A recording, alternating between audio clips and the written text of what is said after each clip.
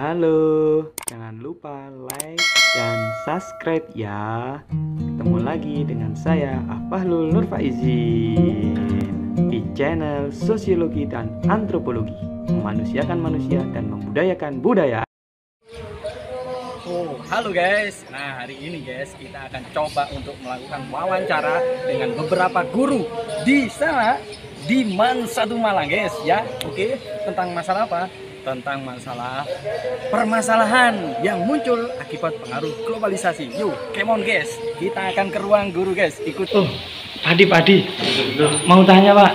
Apa? Nah, mau tanya permasalahan apa yang kira-kira muncul akibat pengaruh globalisasi Pak? Kalau menurut saya salah satunya adalah westernisasi atau keberat-beratan, menganggap budaya barat itu lebih baik dari budaya kita sendiri sebagai orang timur. Misalkan makanan, pakaian, lifestyle, musik, dan yang lain-lain. Jadi jangan westernisasi. Terima kasih Pak Adi. Oke, Menurut saya banyak ya. Salah satunya mungkin kerusakan lingkungan.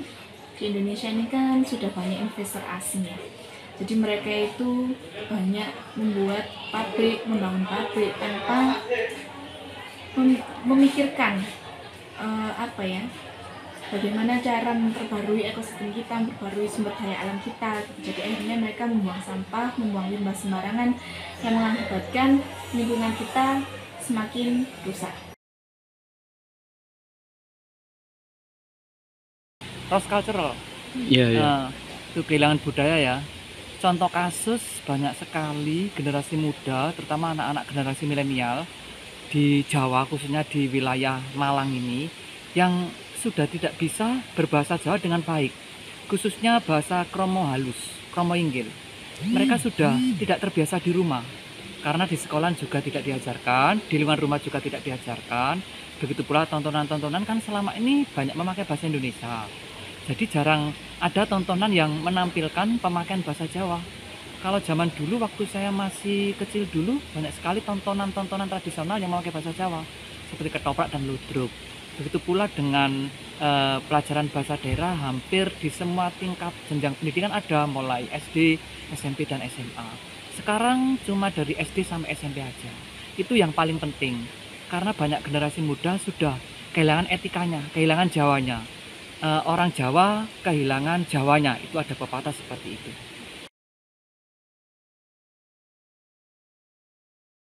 Kalau di bidang ekonomi, globalisasi itu kan artinya semua informasi itu seolah-olah menyatu. Jadi dunia itu menjadi semakin dekat antar satu negara dengan negara yang lain, itu informasi bisa cepat terserap. Namun demikian dalam perdagangan internasional ini akan melemahkan dari negara yang tidak siap untuk itu.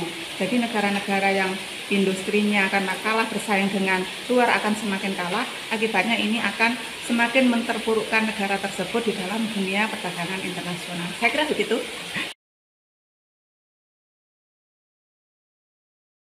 Ya, jadi kalau adanya globalisasi itu justru bisa mempercepat terjadinya perubahan nilai dan norma. Jadi norma-norma yang ada di Indonesia yang dulunya dipertahankan sejak lama bisa semakin cepat berganti dengan maksudnya nilai-nilai baru dari luar yang kadang bisa sejalan ataupun bisa tidak jalan dengan norma yang ada bagi orang Indonesia. Kalau globalisasi itu kan seperti pengertiannya itu kan bahwa dunia itu kan ada di dalam genggaman tangan, sehingga apapun, semua informasi apapun itu bisa didapatkan. Nah, karena kecanggihan itulah banyak siswa yang akhirnya mereka berusaha untuk meraih informasi sebanyak-banyaknya, tetapi di situ ada kesalahannya. Mereka lebih mengedepankan Koreanismenya, K-popnya, kemudian pergaulan bebasnya mungkin ya, kemudian juga moralnya itu juga akhirnya lebih ditekan, lebih ditekan, sehingga akhirnya globalisasi itu persepsi dari banyak siswa itu salah.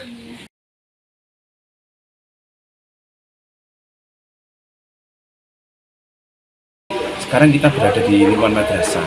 Ketika ada siswa yang dia itu ahli dalam dalam berselancar di dunia maya, tapi dia kurang mapan dalam keilmuan syariatnya, akidahnya, akhlaknya, maka dia akan bisa dengan mudah ikut arus apa yang ada di berita-berita di dunia itu. Nih, ketika dia mempelajari tentang Islam, dia lihat, yang dilihat ternyata Islamnya orang Afghanistan, yang dilihat ternyata metode dakwahnya orang di luar negeri, yang dilihat ternyata pandangan seorang ulama di luar negeri, yang padahal pandangan ijtihad itu tergantung dari lingkungan dia. Nah, itu dia ambil, dia pakai untuk berdakwah di lingkungannya. Wah, bubar mas, bubar.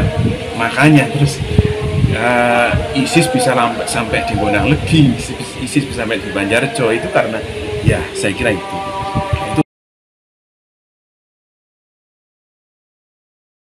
Yang mempengaruhi globalisasi, mungkin salah satunya adalah konsumerisme.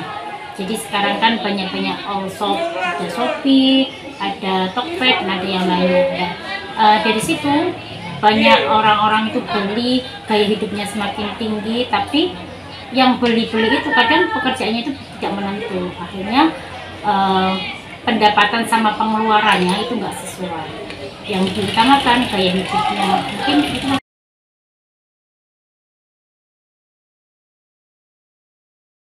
Oke, kalau pengaruh globalisasi sih menurut saya ada dua ya. Yang pertama, adanya ketergantungan bagi negara berkembang ke negara maju. Nomor dua itu adanya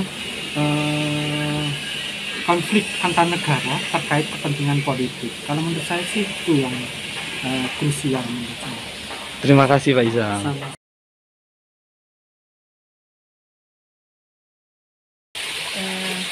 Kalau saya lihat anak kecil aja ya, sekarang anak-anak SD itu sekarang sepertinya sudah matang sebelum waktunya karena pengaruh dari media sosial yang tanpa filter.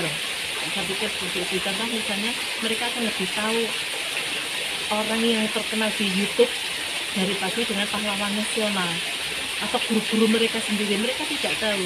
Tapi untuk YouTuber selebgram itu mereka lebih cepat mengajar. Kemudian dampak negatifnya juga mereka matang sebelum waktunya, sudah berani pacaran di SD, sudah berani berkata cinta dan sebagainya, dan itu saya pikir dampak yang sangat buruk buat anak-anak SD.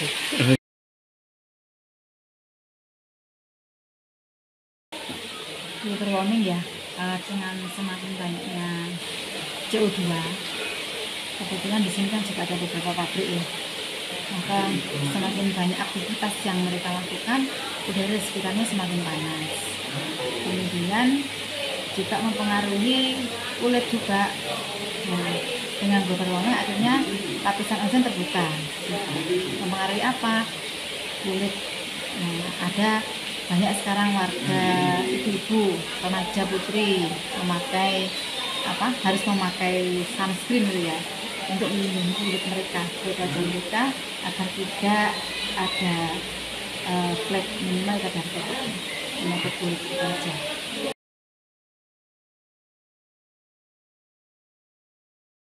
Jadi begini, kalau menurut saya itu seperti contohnya pengambilan kebijakan yang telah disepakati oleh negara-negara internasional.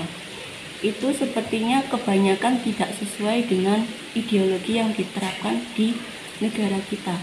Contohnya seperti kebijakan yang telah disepakati itu kan kebanyakan cenderung mengikuti kemauan dari negara-negara maju. Jadi seperti itu menurut saya. Menurut saya kultural lag mas, soalnya dari perkembangan globalisasi kan berkembang juga teknologi. Nah, banyak nih anak-anak yang tidak bisa menggunakan sesuai dengan peruntukannya.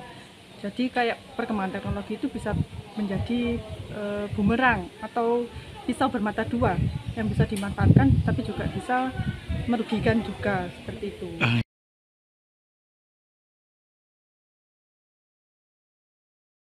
Kalau menurut saya ya culture shock itu ya.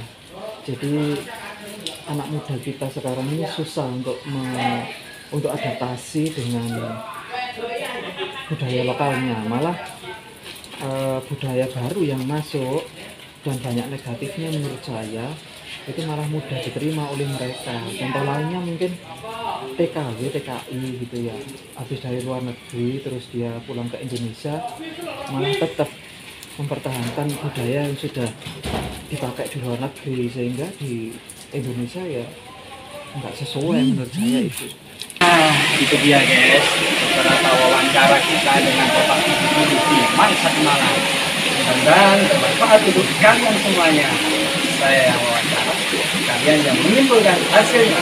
Sampai jumpa di beberapa video berikutnya ya.